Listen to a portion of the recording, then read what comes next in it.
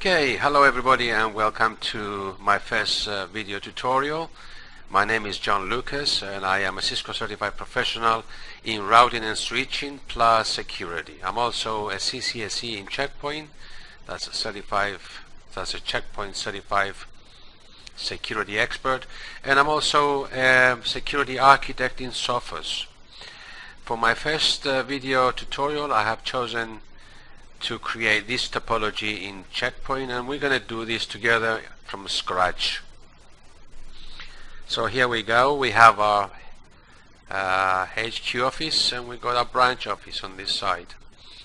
We're going to break this up into multiple videos, maybe 3 or 4 videos, because if we do it in one video it's going to be a too long video and maybe boring. So I'm going to break it up and make it into a few videos. And in this video, our first video, we're going to install these 2 servers. These are management servers. I have already these Windows machines and the DMZ, well, the domain controller installed already. But on this video today we're going to install, as I said, management server 1 and management server number 2. Later on we're going to install these 2 firewalls. We're going to install them in the cluster as well for high availability, and later we're going to install our branch office. This firewall here, we're going to install it as a standalone, which means there won't be a management server to manage it. We are not going to have a management server to manage it like we have in our headquarters. We're going to install it as a standalone, which means the management server and the firewall will be installed and be managed from the actual firewall. So it will act as a management server and a firewall. So we're going to install, as I said, these 2 management servers. We're going to create some rules on management server number 1, and we're going to configure them in high availability, which means our management server 1 will be the active management server, and management server number 2 will be our standby management server. Everything we create on our management server 1, like rules, objects and so forth, will be copied over to management server number 2, and if this management server goes down, this management server will take over. We're going to install all this into workstation, VMware workstation number 10. And as I said, we're going to do this from scratch. Our internal network will be 10.1.1.0/24. Our external network will be 172.21.101.0. On the branch side, the internal network will be 10.2.2.0/24. And let's get started with our VMware station. Let's confirm which network cards are the correct ones for the internal, external and the branch size. 10.1.1, which is going to be our internal network, is VM network 1. The outside is network 2. VM network 3 is the network that will connect the 2 firewalls together as a cluster, this one here. And number 4, which is 10.2.2.0, is our branch internal network. Okay.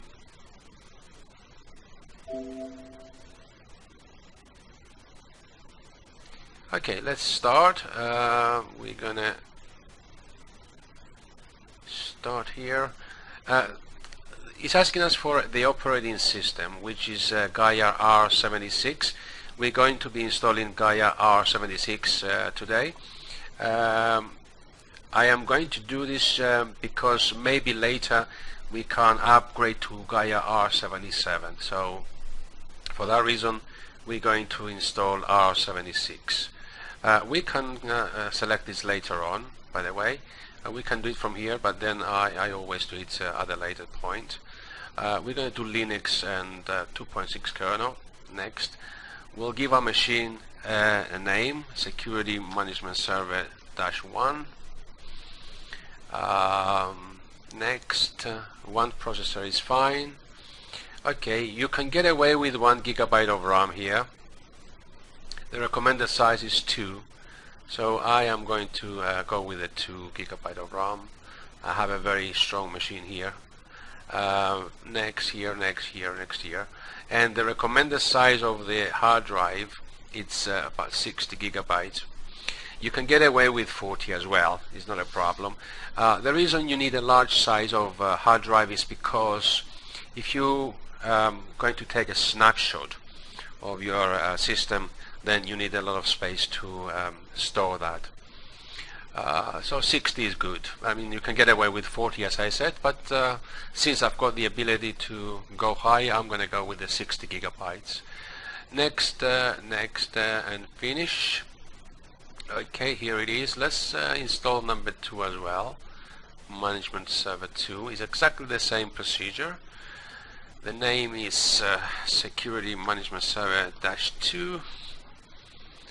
Next, one processor is fine, 2 GB of RAM. Next, we got to give it a 60 GB of hard drive. Next, and finish. Okay, let's go to our Security Management Server 1, and let's remove the printer. I don't like to have the printer and the USB there. There's no harm done if you keep them there, but it's just me. Our network card, okay, we're going to link into our VM network 1, and our DVD, now we're going to browse and select our image, which is Gaia R76.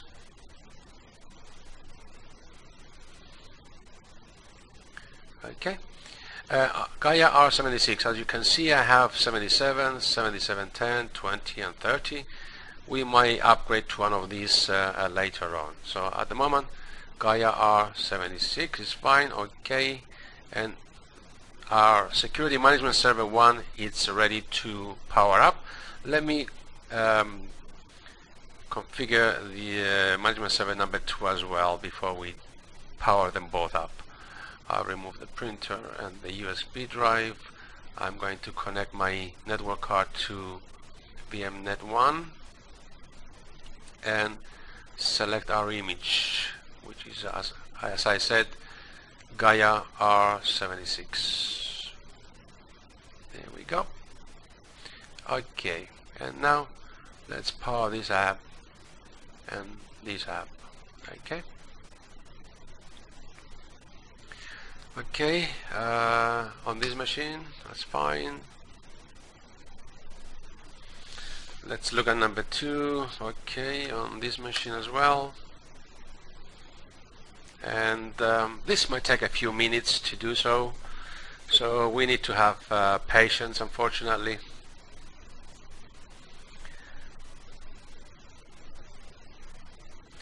I'm going to pause the video for now, and I'll come back when they're ready to proceed.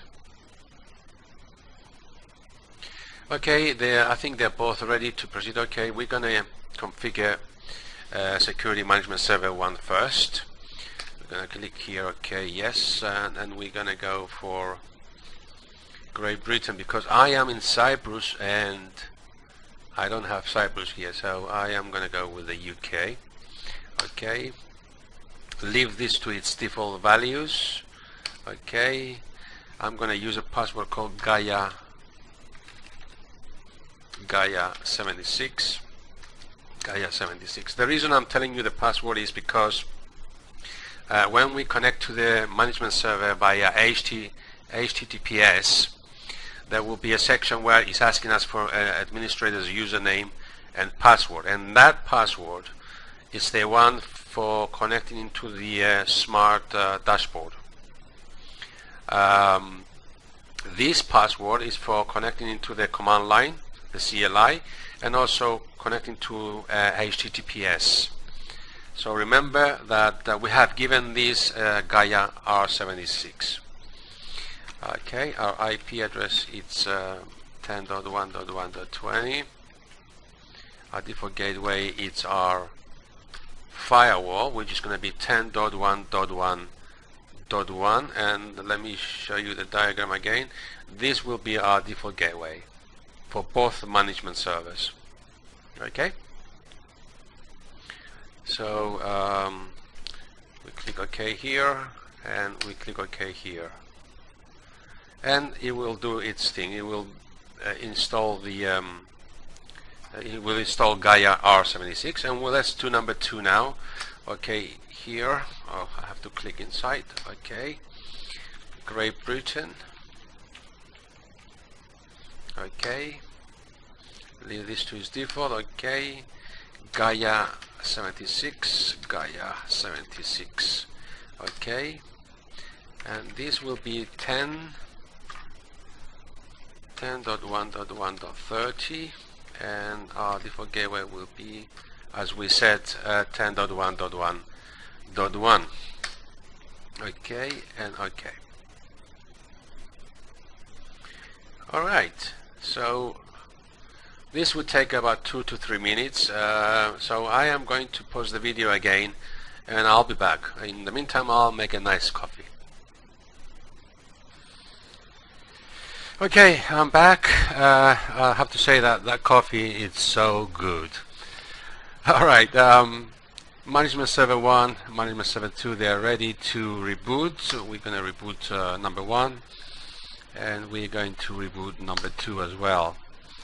Again, it's going to take about a minute. We're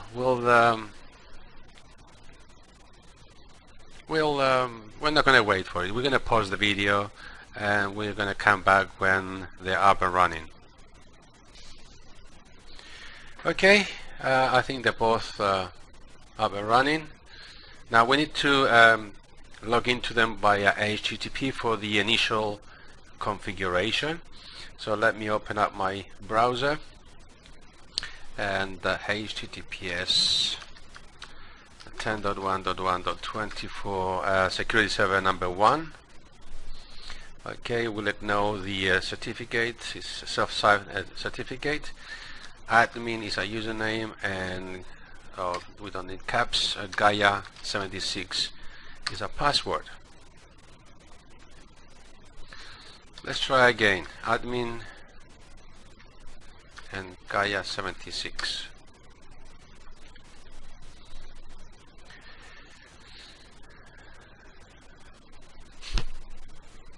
Okay, this is our first initial configuration. We click next here. We don't have an NTP server. We're not connecting to the internet. It's just an internal lab that we're going to do, and we're going to leave it to take the date and time from our local machine. We'll give it a name, Security Management Server -1. We leave the rest black because, as I said, we don't have connection to the internet. We don't need a DNS server and so forth. Next. IP address default gateway, that's fine. Next. Okay, management server or a security gateway or a management server. That's what we need. We don't want to be a security gateway. We don't want it to be a firewall. We just want it to be a security management. And this is what I said earlier. If we leave both of them ticked on, it means that we are configuring this as a standalone firewall. If we go back to my diagram, this is what we're going to do with this firewall here. This firewall is not going to have a management server managing it. So there are two options of configurations. It's a standalone or a distributed, which means that we're going to push our policies, or we're going to install our policies onto the management servers, and the management server will distribute it to the firewalls. If we can have about 5, 6, 7, 10, as many firewalls as we like, and that management server will distribute all the rules and regulations to the firewalls. Okay, so this is going to be our primary management server. That's fine. We're going to untick that. It's just the management server. Next. Okay, this is what I meant earlier on regarding the password. We're going to use here admin as a username, and the password we're going to give it here. If you remember, the first password we gave, it was Gaia 76, and that was for logging into the command line and also connecting to the management server via HTTPS. Now this part here is for connecting to the dashboard, smart dashboard. So admin, and we give it London for the password. London again. We could have given it Gaia 76 as well, but I want to change it and give it a different name here, so you can see later that where we're going to use this password. Next, any IP address can connect to the management server. Finish. Yes, we are sure. We continue. Okay, now we're going to log into our security management server number 2 by HTTPS, and that's 10.1.1.30. Okay, we ignore the certificate, admin, and Gaia 76.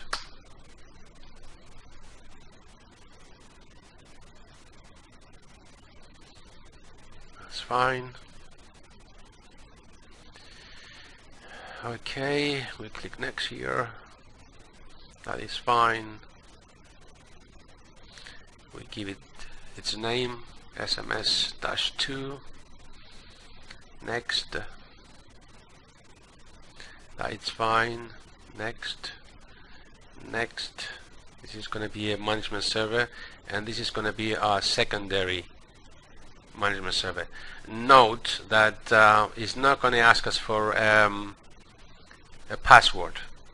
We're not going to configure a password on this one, because when we link the two together, management server 1 to management server 2 in high availability, everything that the management server 1 pushes to our secondary server, which is this one, it will take everything, the rules, it will take the objects we create, plus the admin username and password, which, as we know, is admin and Gaia 76. Continue. It's asking for activation key. This activation key is for linking the two together. So this management server will communicate with management server number 1. Okay, let me give you the activation key there. It could be numbers and letters.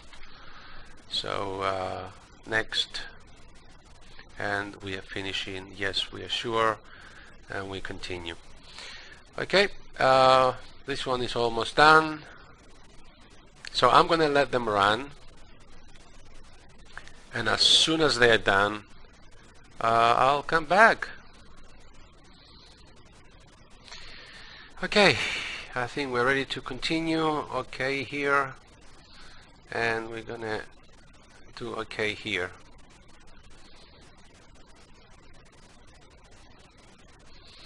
Okay, we're getting this pop-up asking us to send information to Checkpoint.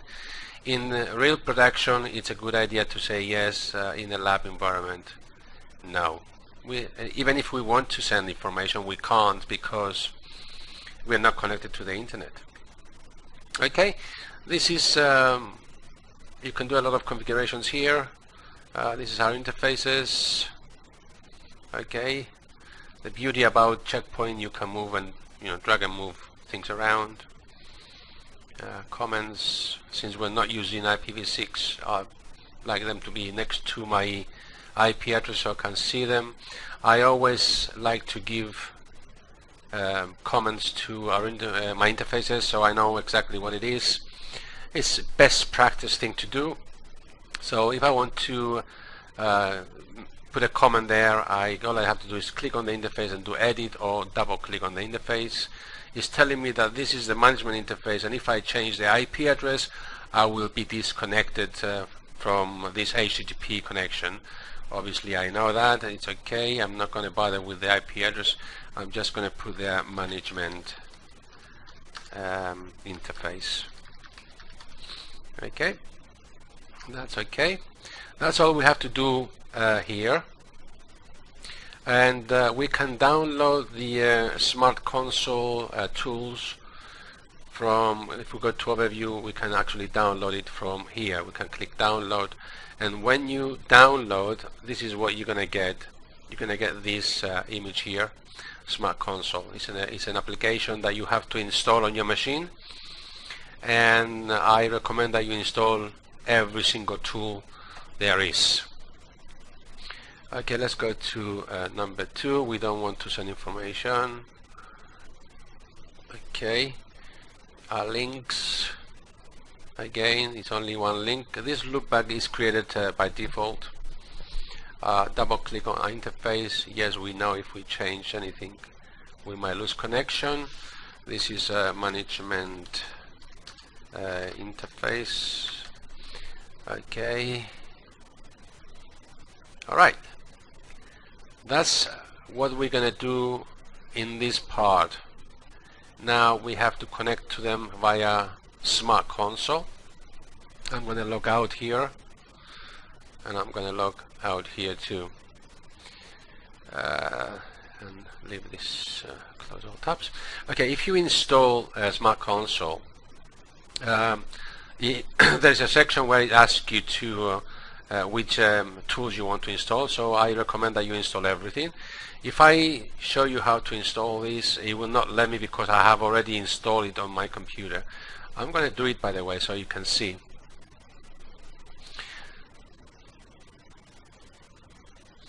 Okay, you click next here, and it's telling me here that R76 is already installed on your system.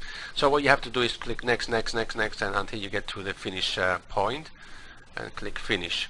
Now since I've got it installed, here it is, Gaia 76. No, it's not Gaia 76, it's London, isn't it? Remember we said that Gaia R76 is for the command line and also HTTPS. So for the smart dashboard, we have to use London to log in. Okay, it's telling us about the fingerprint. You can check if the fingerprint is the correct one. In real production, it's a good idea to do so. This is a lab environment, and also it is confirming that you're logging into the right machine. And if you want to check that, all you have to do is go to your command line, log in as admin, and Gaia 76. If you type cpconfig, you get a menu, and number 7, it shows you the certificate's fingerprint. If I type 7, enter, then it shows me there DIN, NAGI, terms, blah blah blah, and you can compare the two. Okay, so here we go. Bear with me a second.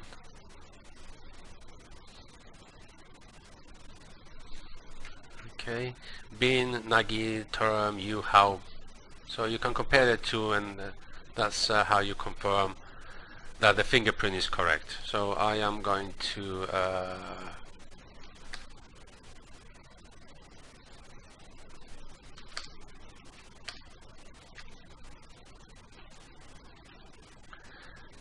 fingerprint is very safe. Okay, blah blah blah. Okay, leave that for the moment, and then we'll come back.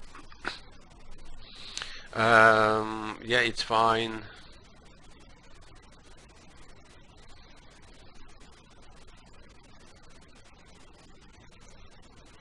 Okay.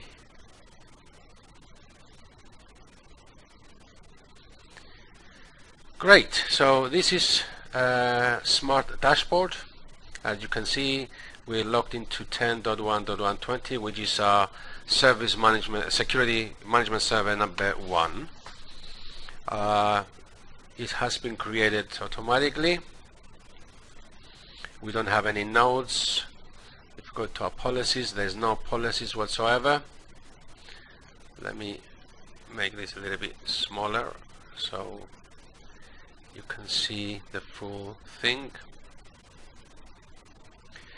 Alright, let's create a node, new node. It's going to be a host, and we're going to create this machine that I'm working on, which is Windows 8 machine.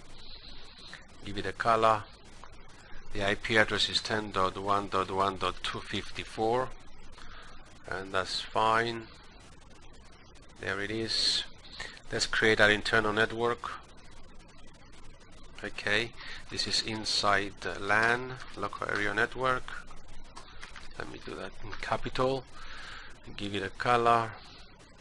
You can put comments there. This is our inside network. Okay, the network is 10.1.1.0. mask is 255.255.255.0. That's /24. Okay, there. Our management server. Double click on that. Okay, this is our management server. It's not much we can do here. It's done. Okay. Now, at this point, we need to create a host to represent our security management server number 2, and we're going to try and link them together. Before we do that, though, I want to create a few rules, and you can create rules by going to the launch menu, go to rules and add rules. You can do it at the bottom or the top. Because we don't have any at the moment, it doesn't matter which button you click. You can also do it from here. I always use this. It's no point for me to go to the launch menu, go down to the rules and go here and forth. So I click here and I create the first rule. It will be the management rule. Okay, that will be us managing the management server. So the source will be this machine, Windows 8. The destination will be our management server. It will be allowed, except we want to log, so we know who is logging into the management server. There might be another administrator. And the services, we want to log in, to be able to log in by HTTPS. Okay, and we want to be able to log in by SSH. Okay, save that. Okay, we're going to put another rule below, and we're going to use a rule called stealth rule. This rule will not allow anybody else to log into our management server. Okay, you can drag and drop stuff around. As you've seen, I've dragged it from here and put it there. Let me remove it, and I can also drag it from there and put it in there as well. So it makes life a lot easier. And so this rule, it's saying that anybody else apart from the management staff cannot log into the management server. It will drop the traffic, and we want to log and make sure we know who tried to log into it. Another rule, it will be our that will be below. I'm going to drag that below.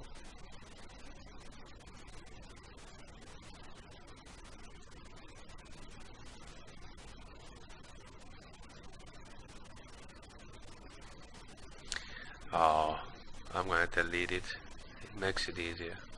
One below, and this will be our outbound traffic.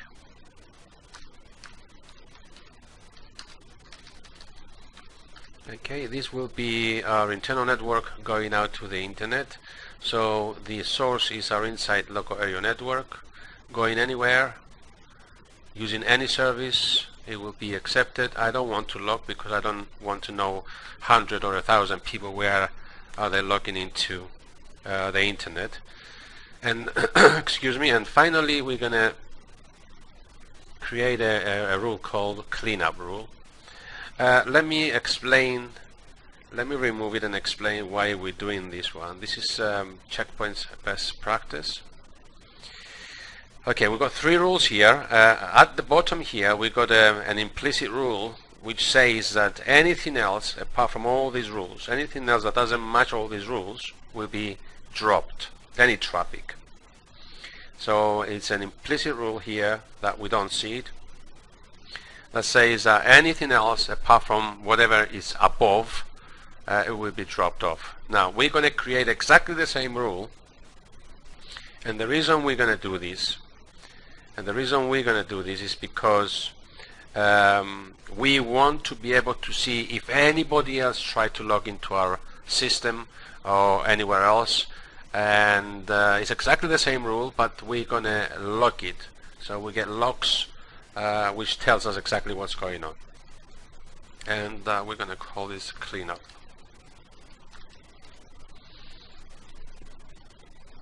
Okay, anybody who wants to go anywhere else, any service, log it and drop the traffic. Okay, we'll save it. So what we did, we have created some objects with the Windows 8 object, local area network, and some rules. Now in the rules we can also divide them into sections. We can go to rules, and add a section above. We can call that management rules. It's just separating the rules so we know where each rule is in the future, if you want to add the rules and so forth. So these 2 rules here is part of the management. This rule here is part of the outbound traffic, so I'm going to create a section above it, rules above, say outbound traffic, or shall I say outbound rules in plural. Okay, and then on this one we're gonna put a section which says checkpoint best practice. Okay, and you can expand them or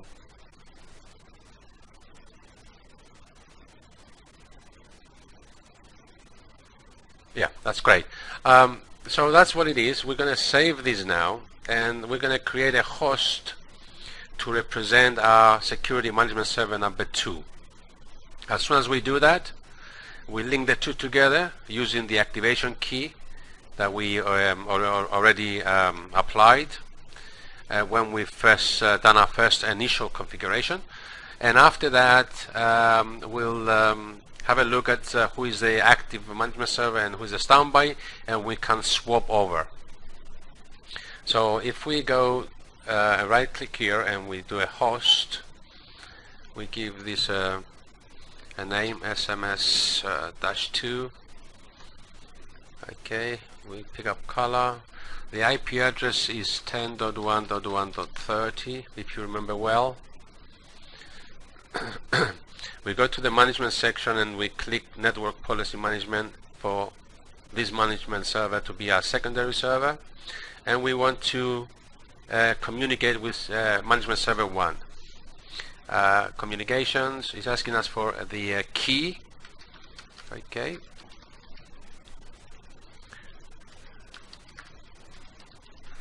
and we initiate. Okay, trust establish, that's what you want to see. Okay, close that and okay that. Great. Now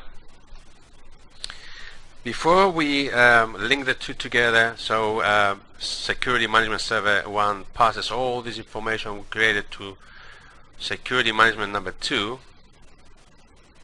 it's best that we add Security Management Server number 2 to our management rule, because if we don't, and later on when we swap them over from active to standby and standby to active, if we don't put this rule in, we'll not be able to connect to none of them. Okay, so we need to drag that into there and also into there. Okay, so we are managing both servers. Nobody else can manage both servers. We save the rule, and now what we do, we go to the launch menu, we go down to policy, we go to management high availability. Okay, now we can see here that we have a security management server 1 as the primary and is active, and security management server 2 is secondary and is standby. It says never synced. The reason is because we haven't configured it to sync automatically. So what we're going to do, we're going to do it manually from here, synchronize. It will synchronize. So now Security Management Server 1 is pushing all the policies and all the objects we've created onto Security Management Server number 2.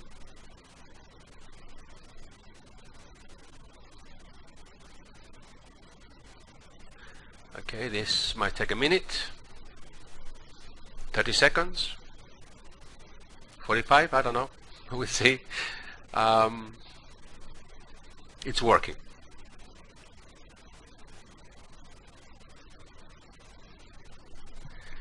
There are two ways of synchronizing the two together. As I said, one way is to do it manually from here, or we can go to the global properties and say that every time we create an object or a rule and we save the rule, or we save our changes, every time we save our changes, then it will be synchronized. Okay, now it shows there that it's been synchronized. Let's close this down. We go to our global properties, which is I'm doing this through the easiest way of doing it. There are other ways of going to the global properties, but I'm going to do it from there because there's no point going to the menu and so forth. So if you click on the global properties and we go to the management high availability, we need to click this box there which says every time the policy is saved it will be automatically synchronized. Yep, automatically synchronized when policy is installed and is saved. Okay, so every time we save the policy now, it synchronizes. If I create a rule now, another rule, and click save, then Security Management Server 1, it will push that policy to Security Management number 2 as well. Okay, now if we go back to our policy and management high availability, as you can see, it's synchronized. This is our active and this is our standby. Now if we want to swap them over, we click change to standby, which means it will change the primary to standby. It will log us out, then we will try and log back into Security Management Server via SmartConsole, a Smart Dashboard, and when we log in it will say change to active, and we'll do that now. Change to standby, yes, it will be disconnecting. Okay, now we go back to our SmartConsole and we do Gaia 76, no, it's London, isn't it? London, and we do 10.1.1.30, which is our Security Management Server number 2. Okay, this is the first time we're logging in via Smart Dashboard. Again, it's telling us about the fingerprinting. Yes, it's correct. Okay, and now you see they're both on standby. So it's telling us here Security Management Server is going to change to active, but we need to change it to active. Okay, and now we're going to log into it.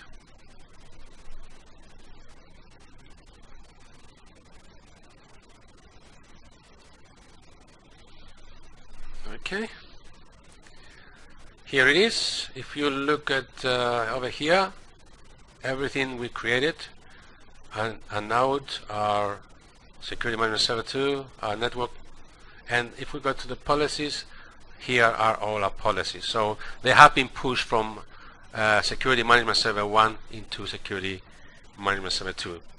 So now we don't want security management server number 2 to be our active. We want management 1 to be our active. So what we have to do again is go back to a policy, management high availability. Okay, as you can see, security management server 2 is a secondary and is active, and a management server 1 is a primary and is on standby, and they are synchronized. So we'll do the same procedure, change to standby, which means it will change the active to standby. It will log us out, yes, and then we go back. Okay, now we're gonna log back into our security server manager 1. London, it's our password, and .20 is our IP address.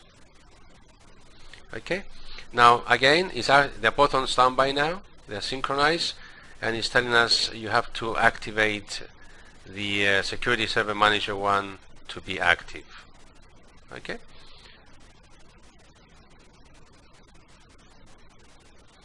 and we are back to normal. Policies, these are our policies, everything, it's good to go. Okay, that's what we've done today. That's as far as we're going to go. Next video we're going to install these two firewalls, link them together, synchronize them in a cluster, as cluster, and push the policies from the management server to the firewalls. Obviously we have to sync the firewalls to the management server as well. On the following video we might create the Active Directory and link it to the management server so we can get all the users down. Once we've finished with our headquarters, we're going to go over to the branch and configure the branch site. Alright, bear in mind that this is the first tutorial video I did. I am sorry if it didn't go very well. I haven't prepared for it, and this is my first video. So I've decided to do it because I inspire all those of you who go out of your way to sit and show other people how things are done. So basically give your knowledge to other engineers, and I was so inspired of it, and I decided, you know what, I should be doing the same thing, and here I am. This is my first video. I wish, well, I hope that you enjoyed it, and thank you very much. Until next time, bye bye.